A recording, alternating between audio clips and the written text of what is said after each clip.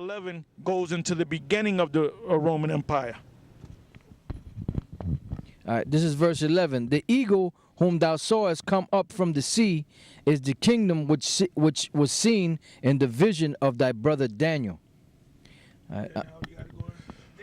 Okay, the book of Daniel, the 7th chapter, the 10th verse. A fiery stream came forth from before him. Thousands ministered unto him, and 10,000 times 10,000 stood before him. The judgment was set, and the books were open. And I beheld then, because of the voice of the great words which the horn spake, I beheld even till the beast was slain, and his body destroyed, and given to the burning flame. And that's talking about America. That's America, that beast that it's talking about. The body represents this whole nation, this whole kingdom, and given to the burning flame represents those missiles. Because when the missiles hit, that's what's going to come out of those missiles. Fire, which is going to burn this place. And I just passed a billboard for the movie Captain America. That pumped you up for over that weekend, but that's all bullshit. Captain America is not going to save you, all right? That's all in the realm of fairy tale. You sending up Juno, that spacecraft, up to meet her husband, Jupiter, that's not going to help you either. She's not going to be your protectorate anymore. That's right. Reading on, it says, as concerning the rest of the beasts, they had their dominion taken away, yet their lives were prolonged for a season and a time. Yep, that's them. Yep, as concerning the rest of the beasts, which like Elder Ramlab said, that's the other nations, they had their dominion taken because they're going to be our slaves. You know, they're going to serve us for 1,000 years of hardcore slavery, and no matter what these idiots say, we're not going to be nice to them, all right? We're going to treat them very badly.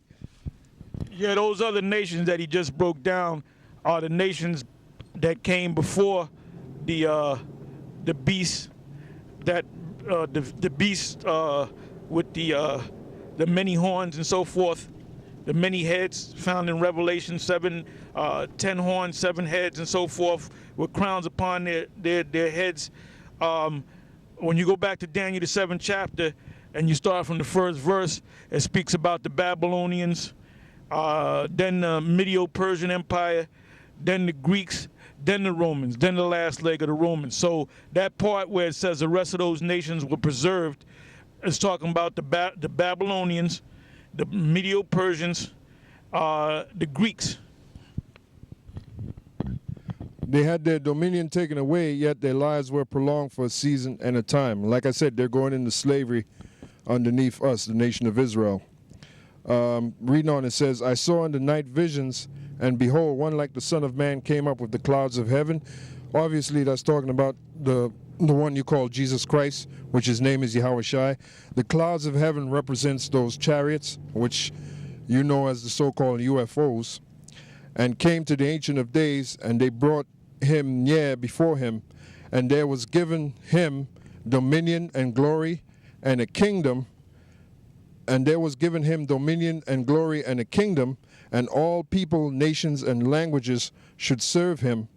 His dominion, an everlasting dominion, which shall not pass away, and his kingdom, that which shall not be destroyed. And that's talking about the kingdom of the nation of Israel, which is going to be right here on the planet Earth. And you notice it says all people, nations, and languages should serve him.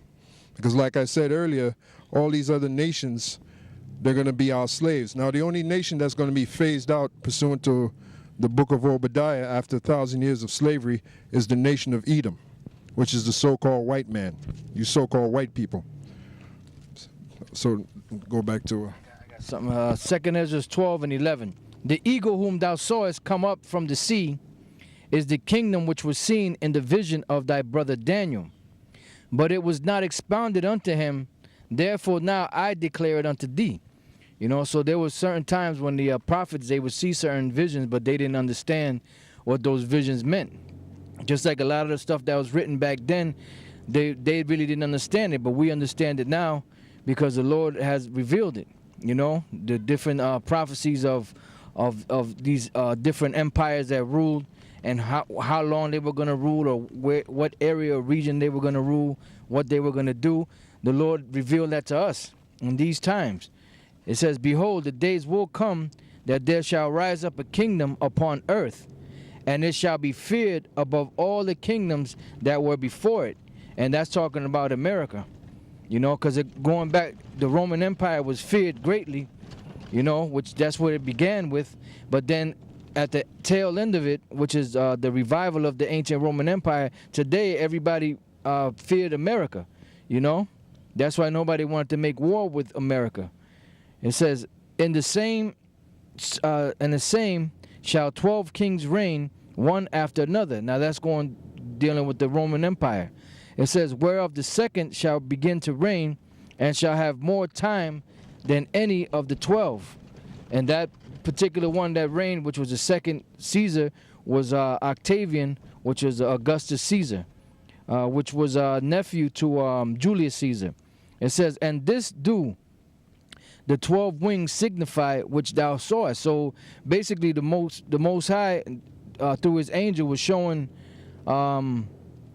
Ezra what that particular vision that he saw meant, and what that vision that Daniel saw meant.